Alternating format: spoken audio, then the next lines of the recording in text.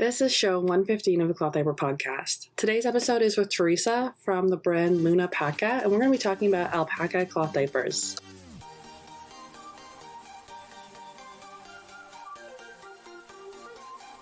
Welcome back to the Cloth Diaper Podcast, a podcast dedicated to sharing stories, conversations about cloth diapering from around the world. And today's episode is with Theresa from Lunapaca. This is a long overdue conversation. Theresa is phenomenal. Like, I can't even begin to describe her. She just has so much incredible knowledge about diapering and textiles, and she brings that all together to create Lunapaca. If you haven't heard, Lunapaca is one of the most recent innovations, leveling up of the cloth diaper industry. And Theresa will explain all of that on today's show with today's conversation. You can find the show notes for today's episode at clothdiaperpodcast.com. You can sign up for our newsletter and access so many more great resources. If you don't know, I've also written a book, Cloth Diapers, The Introduction to Textiles, Washing, and More. And while we don't talk about alpaca diapers in that book, it is a great resource for all those other times. You can buy it on Amazon, at your favorite book retailer, and at nestandsprout.ca. You can also buy Lunapaca diapers at nestandsprout.ca if you're Canadian, or if you're in the United States, shop directly with Theresa at Lunapaca. Now, let's get to the show and learn all about this phenomenal brand. Oh my gosh. So my first cloth diaper was actually the first diaper I ever changed. And it was for my baby sister. I'm 9 years older than her. And it was a pre-fold with a PUL cover and like Velcro. And I had no fear because I was like 9. I had no fear of these giant diaper pins, like stabbing it in there on this newborn baby, my little sister. But it's so memorable because I was so afraid that I had broken her because her umbilical cord stump fell off while I was changing the diaper. I was like, why do you have this core memory? Okay, that's why you have this core. Very core memory of like, I broke the baby. But so you're definitely like, and diapering a newborn, like to have an umbilical stump. So your mom cloth diapered all 4 of you or just your sister? She doesn't remember, which is funny. There were 4 of us. I asked her because now me and my other sister, a different sister, were doing this company together. So I said, and actually I have a picture. My dad sent a picture of my sister, who's my business partner, in a pre-fold with diaper pins running around like the construction zone in our house. So definitely used cloth for her too. So I think my brother and I had disposables. I don't know. They were like the just kind of on the radar. And when you had a baby, 2 years ago? No, my oldest is your youngest age. So my oldest is 5. Oh, yes. 5. Okay. Yeah. And I'd say we started our cloth journey as parents with the wipes because our son has so much trouble with this sensitive skin and rashes that our pediatrician recommended switching to just washcloths. Stop using disposable wipes, just cotton and water. And that really helped. And when we had our second, who's now turning 3, my husband was so fed up with the garbage that he just was like, I read it on Reddit that you can just cloth diaper and it's really easy now. And so he like bought some pocket diapers on Amazon and he's like, we're doing this. So it was really sort of, not the traditional path, I guess. No, I mean, way to go for your husband and Reddit and bring home pocket diapers. And here you are now with a business. Yeah. So that started us off on pockets and great in the beginning. But then at some point, we were sending them to daycare too. So go daycare. They were awesome. But then they started getting leaks, and as he got bigger, and it was just, and the microfiber started to smell. That's when I went down the rabbit hole. And at the bottom of the rabbit hole, somehow you discovered alpaca wool? Alpaca, yeah. Yeah. So tell me what you've done. Lunapaca just launched early 2021, and you're innovative in the industry because this is the first time that we've seen a new textile enter the market. Somehow you came to a conclusion of creating an alpaca wool. How does that go? What do you want to tell consumers about it? Yeah. So I'll start by saying that we started with this. I really wanted to simplify the laundry stuff. At the time, I was a volunteer with the Cloth Option. And so I was processing donations, really struggling with some wash routines and getting some of these donations clean. And Also just like really excited about wool. I had discovered wool and I couldn't convince anyone to do wool because of the lanolin and the emulsifying. And I'm like, it's really not that hard. But I think the cognitive burden was just a lot. I mean, cloth diapering already. So I felt like wool was reserved for like the pro cloth diapering parents.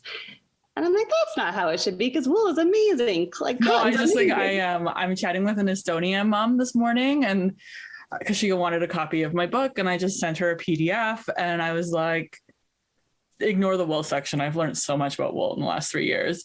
And she's like, yeah, I use wool exclusively because I'm such a lazy parent. And I was like, oh, maybe that's what I should title my section next time when I republish it. The lazy parent diapering. And she's like, that's what we say in Estonia. Everybody, lazy parents in Estonia, we all will diaper. It's just, it's the lazy way. But that's so not the cognitive story we share in North America. We get stressed out about wool for so many reasons. So you're trying to simplify wool, really. Yeah, I felt it was unfair that you had to like unlock this, like, you know, leveling up your cloth diaper parenting journey before you got to unlock the magic of wool. That's not fair. No, it's not. And so but I had like no luck convincing anyone to try this like lanolin business. And so I was like, there's got to be other things that are as amazing as wool. And so I was like, well, what makes wool work? And that's where I started. And we tested a bunch of different fibers. And your background, your sister she's got a master's in fiber arts. Is that my understanding? No, she has a degree in theater production. And so she was doing shows, making props. So she can make anything. If you imagine it, she'll build it. She's incredible. Like, I just can't even believe all the stuff she's just thought up, or someone had an idea and she just made it. She's a creative mind. Yeah, she'll just find a way. You were a teacher before? No, I was in education. So I worked mostly for international education. Oh, yes. Okay. So not your background. You're just going into textiles, being like, what makes wool magic? Yeah. And I think that the other piece was the education piece. So like when I would be on the road talking about different, you know, education in the United States or kind of, you know, marketing US based education, it was always like, there's an option for you. And so that's where I feel like for me, there's a real similarity with cloth. Like there are lots of options. There's not one size fits all. There's not like one best university. And so for me, it was a real simple switch to just talking about all the different options and like helping families decide we used to say in the college admissions world, what's the right fit for your child.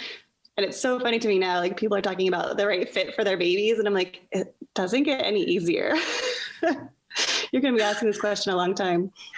For everything. I mean, for feeding your child, figuring out which activity they're going to put in as a 6-year-old, what school. It's just all those questions. And so the more you can hone like your ability to do the research, find your options, but then really understand what's right for you. And just because it's right for the family down the street doesn't mean it's right for you. Mm-hmm.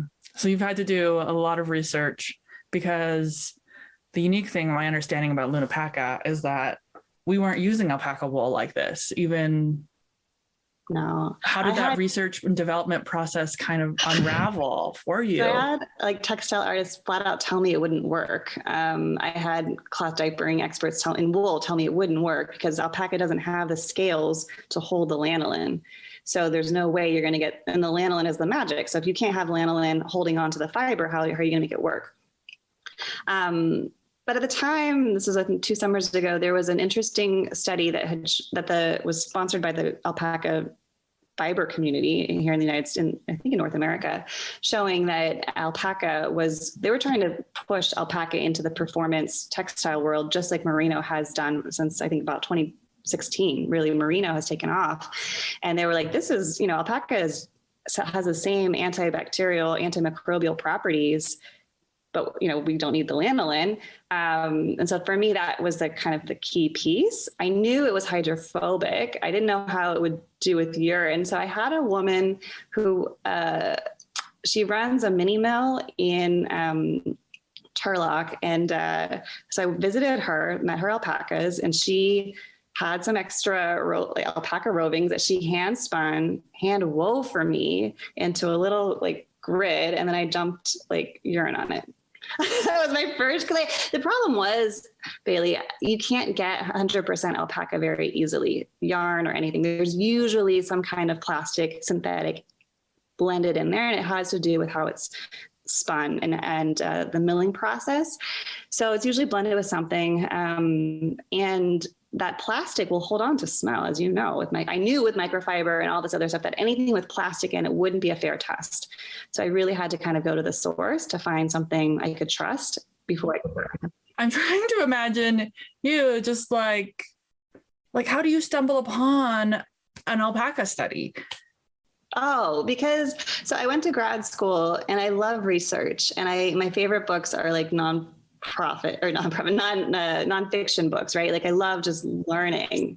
And I think that when you're a curious person, like the world is fascinating. Mm-hmm. And so I just have never found myself in the world of alpaca farming. So well, I would be like breastfeeding and like on my phone, and I would just be like researching and reading. And you have a lot. I mean, it's funny, as a mom, you're really busy, but then there are these like downtimes where you're like trapped. Mm-hmm. You have a phone, you have like access to the world. So I kind of miss that, because now my kids are really busy and I don't necessarily always have the same downtime to spend 6 hours. I don't know how, but in a spiral. So you find alpaca and you work pretty hands-on, it sounds like, with a lot of farmers and weavers to really kind of create a textile. So you've put out a utility patent on this because this is the first time that you're introducing, right? How did you explain that to me the other day? So alpaca yarn has been used, and I've seen knitted alpaca like pull-ups and stuff out on the market. Up until recently, when I launched, everyone had said you need to add lanolin to it, and I knew it was like, all right, you're selling this with lanolin. You're saying it's just as good as wool. It's similar to wool, but more expensive. And so I knew there'd be a switch once I kind of came to market. And so we did not, we left the knit stuff alone, but a lot of the research that we were doing was how to get the best performance out of this fiber for a diaper. And with knits, as you know, with wool, the knitted wools, they're great, but when you felt them, that's when you really get that kind of bulletproof effect. And why is because that fiber is actually coming together to form more solid barriers. So water or pee will like push through anything that's porous. And so the less porous you can make it, the more of a chance that cover has to do its job. So we really focused on woven fiber. Our material is a very, very finely woven alpaca. I mean, the yarn we use is like thread. It's so small and thin and it's super fine, premium baby alpaca. It is the most luxurious of alpaca isn't a luxurious fiber, but we chose the softest, most premium fiber on the market because we really wanted to, for that extra cost, we just wanted to provide this complete luxurious experience, and the softness really made a difference for us. And an interesting thing I think I've picked up on is that alpaca wool is really kind of hard to process. And so this entire journey has been so much trial and error and trying to find safe ways to process fiber and where to do it and how to do it. And so intricate. What has that felt like as an entrepreneur going through that learning experience and, one day not knowing anything about alpacas and now being a pseudo expert on your way there? It was revolutionizing alpaca wool. This real strange moment when I was with an alpaca farmer and she didn't know that alpaca was hydrophobic. And she said, "What do you mean?" And I took my water bottle and just dumped it on something she had woven beautifully. And I was like, "See?" And I had, of course, a cotton flat in my purse because I'm a mom. Of course I have a cotton flat in my purse. And I just dabbed it up really fast and it was completely dry. And she was shocked. She just had no idea. So I think that for me, what was so exciting is that not only was this an amazing textile, but there was just not a lot known about how incredible it was, even by the people who, were around it and surrounded by it all the time. Do you have any speculations on why that is? Why it's 2022? We're kind of finally coming to terms with the hydrophobicness and we don't need lanolin on alpaca. I don't know. I think it's a smaller industry compared to sheep's wool, right? And so I think the largest source of alpaca would be, Peru, but actually the second largest herd of alpacas is actually in North America. So I think it's in some ways, an up and coming industry. You're seeing more alpaca in some of these larger brands. I see more alpaca sweaters on the market from Everlane and Madewell, some of these bigger brands, and they're looking to alpaca because it is a very sustainable fiber as well. So alpaca, I don't remember if I mentioned this before, but a couple of things about alpaca. One is the way they graze. So if you want to just decimate weeds or something, bring in a bunch of goats. So cashmere, those goats will just destroy. Same with sheep. They pull up the root system and they really can just do a number on on plants. Yeah. Alpaca. They use sheep here with the local electricity company for certain areas to just clear areas. Fire zones and stuff, they're great for clearing the land. But if you want to work in harmony with the land and you don't want to destroy those root systems, which is actually important in keeping the integrity of the soil, alpacas are gentle grazers. So they just snip at the top of the plant. They don't pull it up by the root system. And then the second thing, which is super magical, is that their poop has more nitrogen in it compared to other animal poop. So one of the farmers I was working with, she called it, she's like, it's our alpaca gold. She's like, forget the fiber. We can sell the poop because it adds so much more nutrients to the soil. So farmers buy it. Whereas spinning the fiber is a lot more challenging and things like that. Okay. She actually this farmer got a grant from the Green Deal or something, where she got a grant from the government to cut and trim her trees and then mix it with alpaca poop because it's so nutrient rich to create this great manure. And so, yeah, some really interesting. I'm on, I've got pulled up beside me looking at the alpacas. I'm at fibershed.org. Yes. And that's probably some of the resources that you've used. And they've got they were talking about the green gold there. Yeah. And pictures of alpacas, which is just really fun to look at while I'm listening to you talk. Yeah. Fibershed, it's a movement that started here in Northern California with Rebecca Burgess. That has really inspired and influenced me. And I think would be kind of one of the drivers behind why I just chose to do this. Yeah. Okay. So you've got your cover. You've designed a pretty simple, straightforward. It's a 3-size system with alpaca wool. Where do you make it?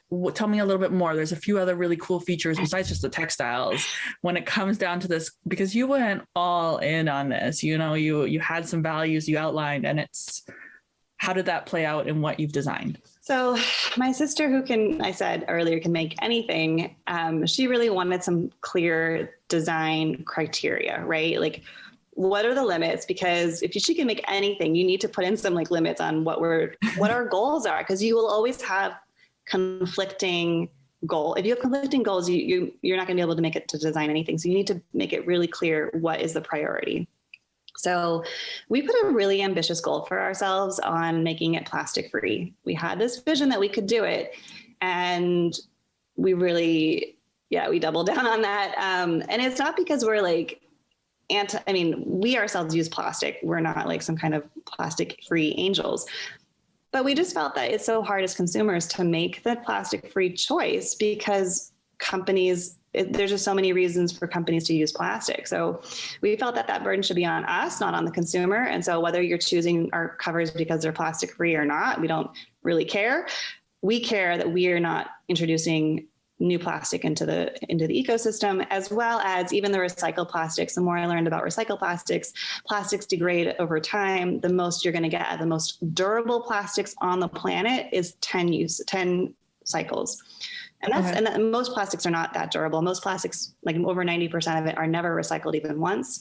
All the plastics ever made still exist. They don't degrade. They don't break down. I know. Well, and I think if my listeners have been around for a while now, around show 50, we chatted with Weeking Diapers from Estonia, and she also really wanted to go plastic, but her biggest hurdle, or she wanted to go plastic free, the biggest hurdle was snaps. Yes. And so at the end of the day, can't do it.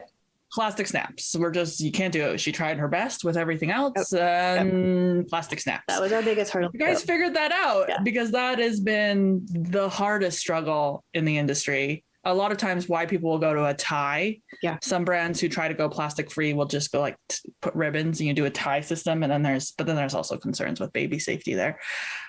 And I will throw it out there that you can do soakers, like you can do pull-ups through like a knit or crochet. And so that is the plastic-free alternative to us, right? But as I hold a mascara and plastic in my hands, it's everywhere. And I think also from the fiber shed stuff, I learned so much about the microplastics that with each wash, every time we're washing our clothes, like my spandex is just leaching microplastics into the waterways, and those are being eaten by fish. We're eating the fish, so we're like, it's in our bodies. Like it was just... It's a nightmare, and it's something that it's not a nice rabbit hole. It's an important one, but it's terrifying. Yeah. So for the snaps, that was almost a deal breaker for us. We like couldn't source it. We could source, metal snaps. The problem is no one will guarantee that it's lead free or will meet the compliance safeties for children. And the reason for that is not to do necessarily with the metal themselves, but how they're, again, manufactured. So if that metal comes in contact, there's contact exposure in the processing of these metals to lead. And that lead will get on the snaps. They will not pass the testing that you must have to be compliant. So you have to find a supplier that has 100% like control over every step of their process. Which chatting with cloth diaper brands who are in traditional manufacturing is challenging. Very challenging. So that pretty much limited our options.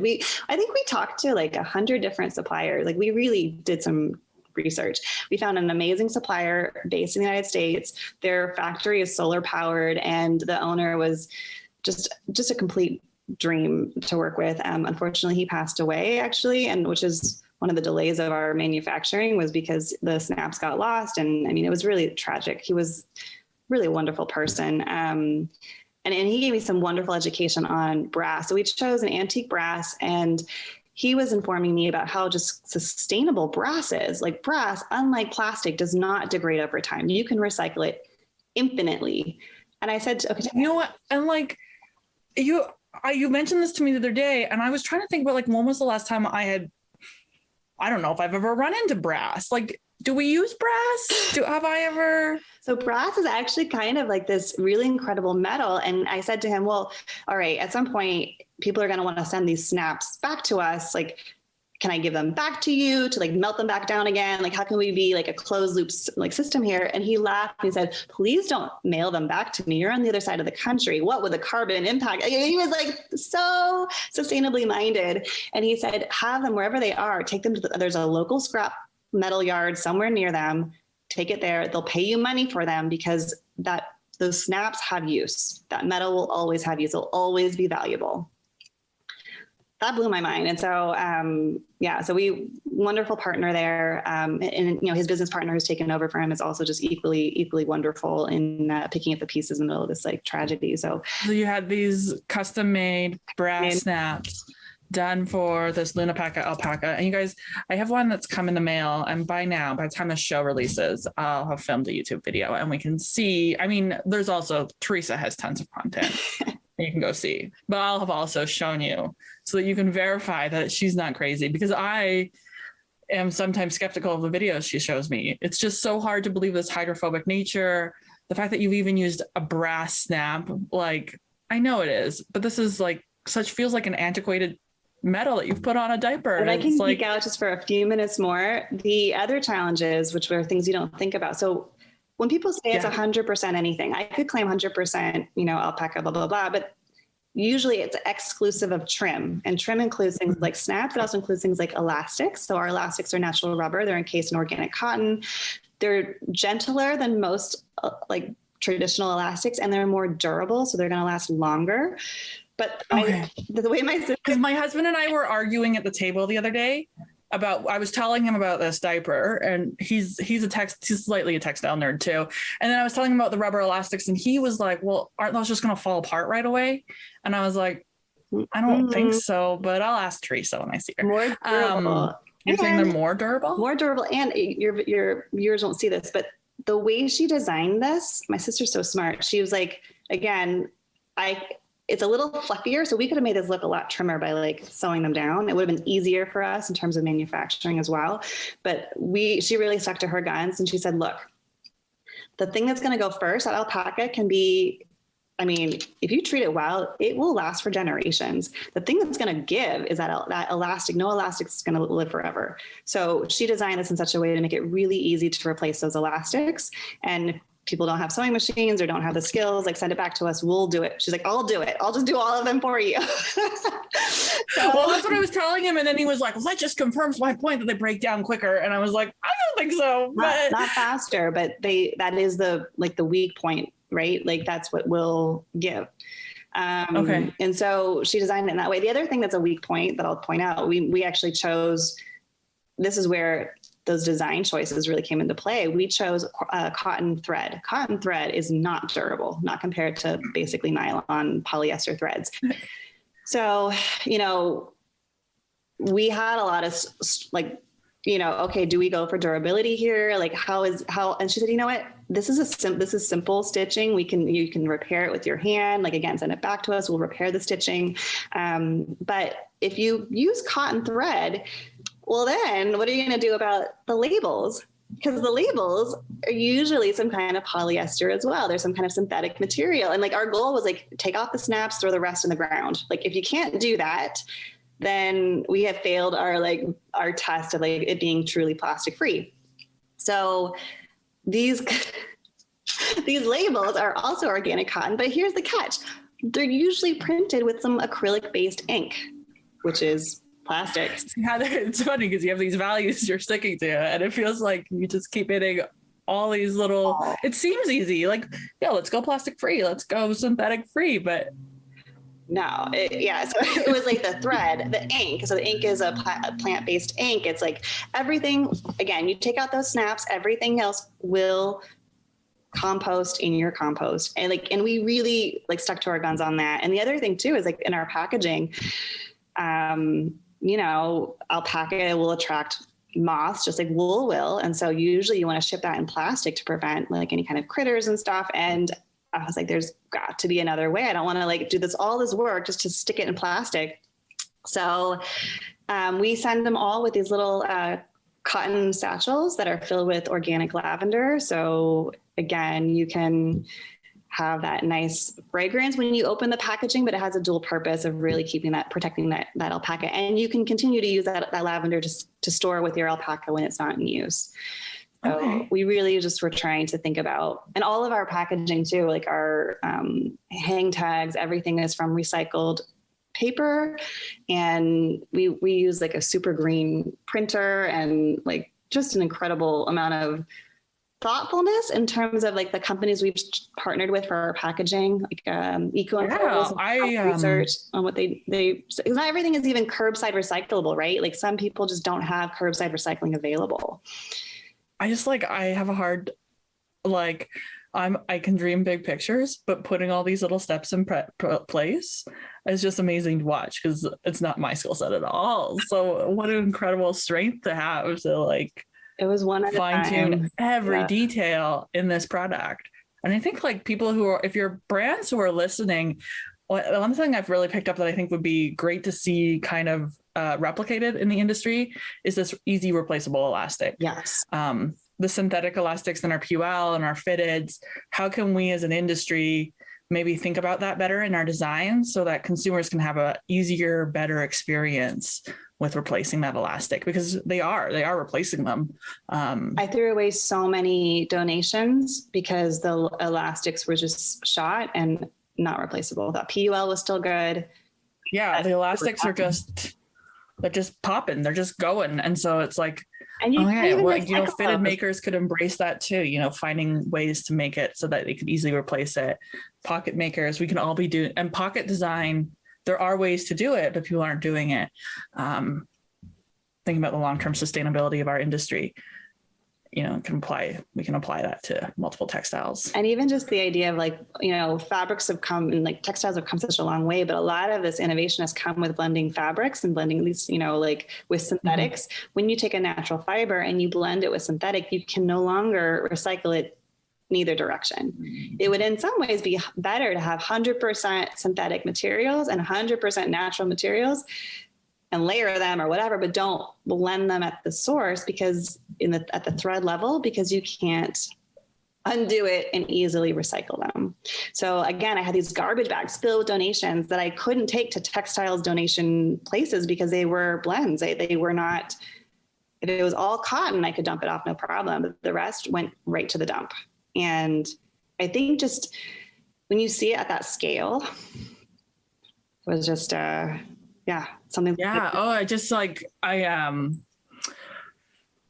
bamboo, because bamboo is rayon we're blending bamboo with everything right now. And then it's okay. So yes. And I mean, we're seeing the rise of Tencel, and we're seeing the rise of lyocell, and we're seeing some different products going there, but it really drives back like, okay, so the cotton hemp blend, maybe, because at least that can compost, right? Totally. Hemp's great. And we're looking into it ourselves actually. And I'll also say with bamboo, my sister pointed out, I didn't know this, and I don't hear about it in the cloth diaper industry, but she said, oh, bamboo rayon. She's like, there's a rayon sensitivity, because she works so much with wardrobe and performers. And she said, people have sensitivity to rayon for sure. Oh, yeah. So there's like, this falls under this like weird niche things that are hard to describe in the industry. Is a lot of times when people are having rashes, we immediately go to it's a wash routine problem, or it's yeast, or it's something. A lot of times it's textile. It's a textile sensitivity. A lot of times people will go to then 100% cotton diapers, and it will be game over. And having that conversation about the textile sensitivity is just, it's been hard to have. When you say it's hard to have the rashes done when they switch to cotton, when there's all these other things that they want to blame instead. Yeah. But it's there. It's there. And sorry, just to clarify, you say people when they switch to cotton, game over, meaning the rash is gone, or? Yes, game over for the rash. I'm like, yes, I've had a few guests. I've had one guest on the show for sure. She was using something, and then she went to Smart Bottoms, which is organic cotton diapers, and the rash disappeared. And so cotton is not a perfect textile. There's a lot of issues with it, but I will say, when it comes to baby skin, it is time tested. We had tubs and tubs of Desitin in our home because of our first child, and we were using those with the pocket diapers. I know you're not supposed to, so we had like these liners, and it was just like a big mess. And then we just like got rid of all that, switched to cotton. I swear to you, he never had a rash again. I couldn't believe it. And it was two things. It wasn't just so cotton not having the irritation. Yes. Also the wetness thing. I used to think my son had a wetness sensitivity, but when it's such a breathable fabric and you pair it with a cover that's equally breathable, it doesn't stay wet on the skin. And I looked at this, I did a funny experiment with a disposable, and I poured water in it, and then I felt it. Have you ever done this? No, I don't know why I haven't though, because I'm like, why haven't I done this? It's gross. I have slimy, and I'm like, ew, this is what my son sits in. Like, this is disgusting. And so it was, of course, water. It was water. But it just wasn't the same. And if you do that same experiment with cotton and you get it same amount of water on it and you touch it, it doesn't feel icky. Mm-hmm. And I just recorded a show that will come out around this time, guys, with Laura. We were talking, she's a ADHD and autism, and we talked a lot about textile sensitivity in that conversation. And so as a old parent who my kid's now 6 and just got diagnosed with ADHD, and I think about my diapering days, he was a fussy kid. He was fussy in disposables. He was fussy in cloth. He was fussy anytime he peed. And thinking about what clothes he chooses to wear now, and then what my diapers were I used, and then even like thinking about which diapers, really worked for him. I tended to go to cotton. We used a lot of wool because the experience was I probably didn't put the pieces together, back then. But looking back at it, okay, well, you know what? These were diapers that made our day-to-day feel more enjoyable. Maybe because he was crying less, these subtle shifts in textiles that are, I don't know why it's a weird conversation to have with parents. Like, it shouldn't be. We shouldn't, like, your child's crying, maybe you should try a natural fiber diaper. Well, I'll tell one story that's just funny. One of my early testers was just like a friend of mine. She was not into cloth diapering. She was like, I'm a busy mom. I don't have time for this. She's like on her second kid. I'm like, just do me a favor. Let me see how this fits on your child. Cause like I just needed different size babies. And during the pandemic, it's really hard to access like babies. It's really hard to access babies. I know. Even like every now and then I'm like, would you let me borrow your baby? So she started using it. And her daughter, like her toddler, wouldn't take it off. So she was like, I have to tell you this. I'm using your alpaca cover over our disposables. And I was like, but why? And she's like, because my daughter insists I want to wear my soft diaper. It's soft and it probably muffles the noise and it catches extra things at night. And I was just like, oh, that's so cute. And then she my same friend went to go visit her friend who just had a baby on the East Coast. She went to go help her out and is like a new mom. And she said, oh, and that friend was using cloth diapers. And I felt like I knew a little bit about cloth diapering. And so she was using a different brand of it was like all-in-ones or something. But she said the material, she goes, now I understand. I was like touching it all day, these diapers. And I didn't want to tell her, but I was like, ew. And I was like, you can tell me, that's fine. But I think she got it. And it's like, when you don't realize as a parent how much you're touching these materials. When you make that one switch, like one of our little like Trojan horse things that we're hoping to introduce to families is when you start touching this alpaca, it's going to be so soft. You're going to think about other materials in your life, materials that bring you joy, materials that you want to take care of. And I hope, not that I'm trying to push like a minimalist agenda on anyone, but I hope that we as a consumeristic culture start thinking more about enjoying the things we have, investing in nicer quality materials that are going to last, not forever like plastic, but will, when we take care of them, can serve us and serve our communities and our planet a little bit better. Well, I think it happens subtly. It's like that subtle exposure where you're like, because I think about my wool experience, I think about my own wardrobe experience. And nowadays I'm only buying cotton. And then also my own neurodiversity, and probably the same for people who are not neurodiverse, but just, you want your body to feel comfortable. Yeah. I assume we all want our body to feel comfortable, and we don't want to be feeling itchy and scratchy. I know. So talking with Lori, it starts with an L. Lori, she was a little bit worried though about alpaca because that sense she wasn't sure. We're saying it's soft. Super soft. It's super cashmere, soft. More durable. Soft as cashmere, more durable. It's like the softest soft. So some alpaca. And then people who have wool allergies, it's to lanolin, correct? Like it's the protein in lanolin. Two things. So if you've got a wool allergy, it could be lanolin, which is most common. And lanolin exposures over time, like increase that sensitivity, right? So lanolin is not just in wool and on your diaper covers. It's in a lot of makeup products. It's in skincare products. So that exposure over time, you could have a sensitivity develop. The other thing about wool is those scales. So merino is really soft. Those scales on the microscopic level are much smaller and like it's a finer, softer because of that. So that itch factor can be a sensitivity for a lot of people. If you get some coarse wool, I don't care how much lanolin you put on it to coat that fiber, it's still going to be itchy because you got those scales. Or it's going to be sticky. And that's not really nice either. Whereas if you look under a microscope, and I have a picture, I think on Instagram somewhere of the comparison, it's so much smoother. You don't get that. You don't have the lanolin, but you also don't have that itch factor because you just don't have the scales. Okay. And that really helps with like the texture.